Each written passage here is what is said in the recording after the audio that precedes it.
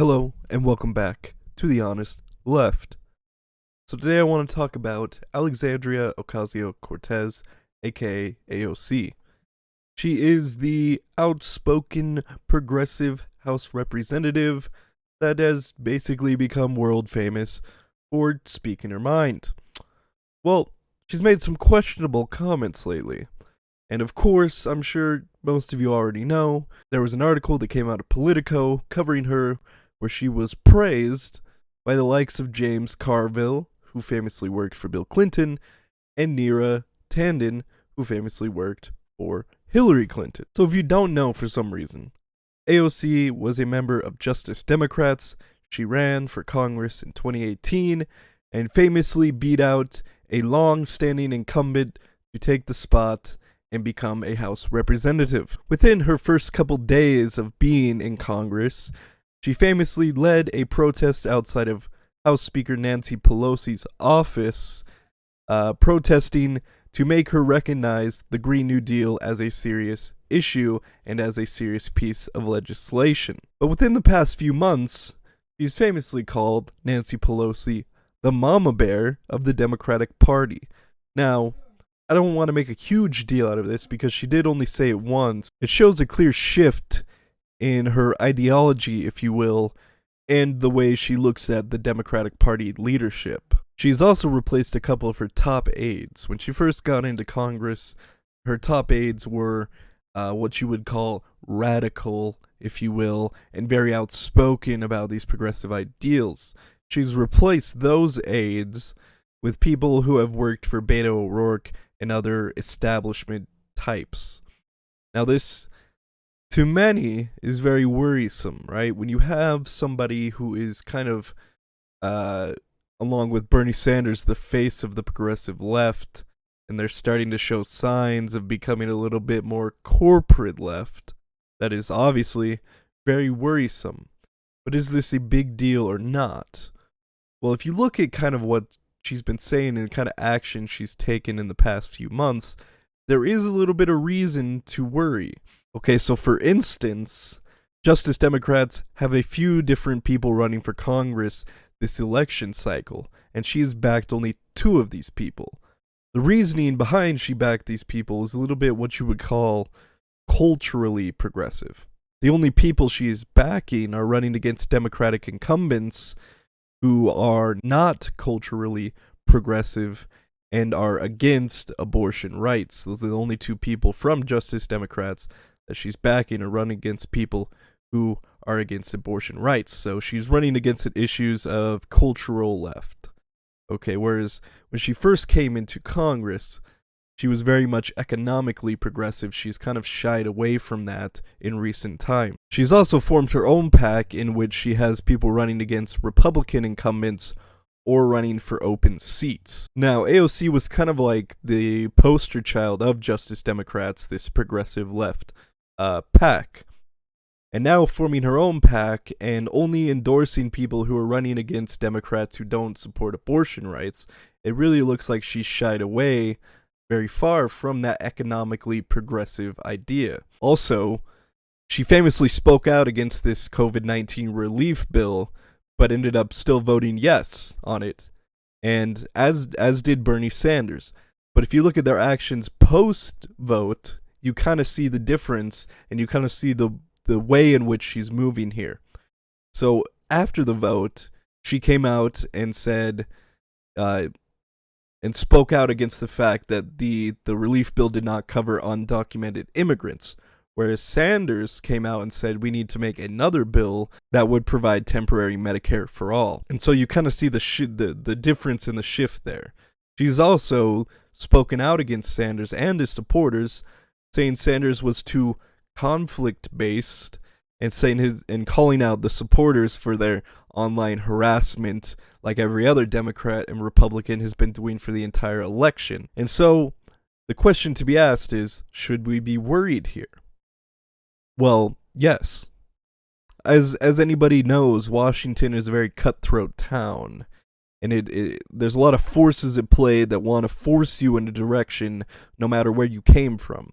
So you could come in very progressive, But over time, they're gonna wear you down. They're gonna wear you down, and they're gonna try to instill their ideals, their corporatist ideals within you. And it takes a very strong person to go against this. Now, I'm obviously not saying AOC is not a strong person, but what I am saying is that it's very hard to be kind of independent in this. You have to work with other members of Congress. You have to work with Democratic or Republican leadership to get anything done in Washington, D.C. And so if they're all coming at you and they're saying, well, I'll work with you, but, you gotta kind of drop the radical stuff. You gotta kind of, get in line, if you will. And AOC was kind of this beacon of hope of like, look at this. She's super progressive. She's saying other progressives should follow in her footsteps. We could start making real change in Washington. And now we're seeing this. Now, do I think she's fully gone away from the progressive? No. But it seems like she shifted from the economically progressive ideas to culturally progressive ideas, talking a lot more about immigration and women's rights, pro-choice, all those kinds of things. Now, that's still good, but basically every Democrat would agree with that. That's like the Democratic norm, is to be, is to support immigration reforms and to, push pro-choice, women's rights, immigrant rights, all those kinds of things.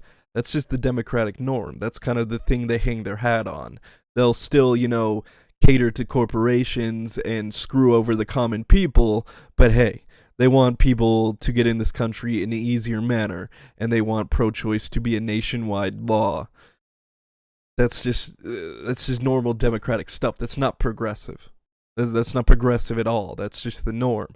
And so when you see the shift away from the economic policy to this, like I said, cultural left thing, that's very alarming, because in my eyes, it kind of means they're getting to her.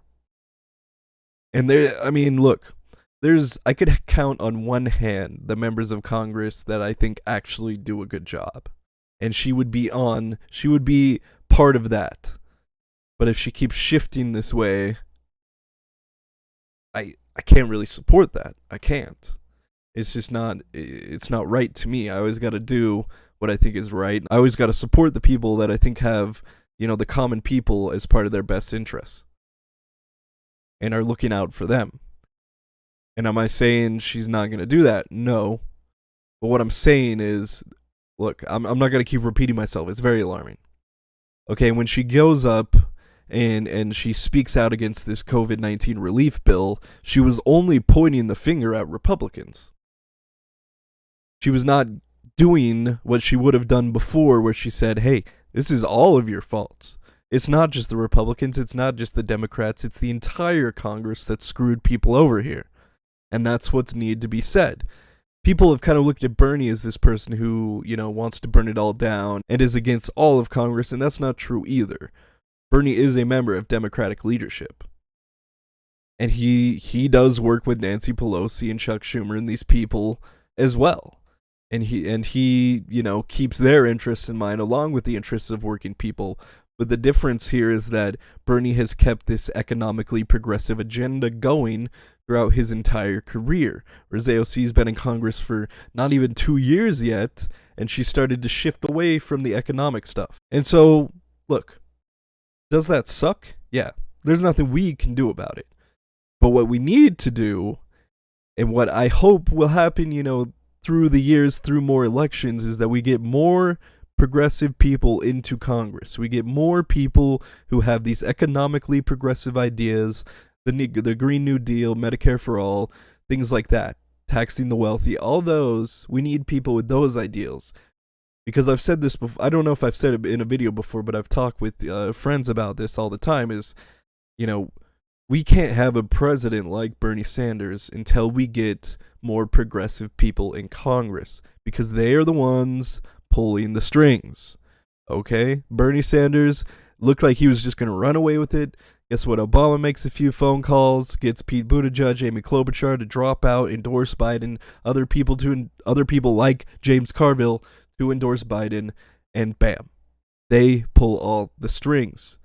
So we need more support in Congress. So it is up to us to vote for people, to get people elected who have the working people's best interests in mind. That is the only way any of these agendas will get passed. That's just the truth. But that's all I gotta say here. So if you like this video, make sure you drop a like on it. Subscribe to keep up to date. Let me know what you think about this in the comments below. And thank you for watching.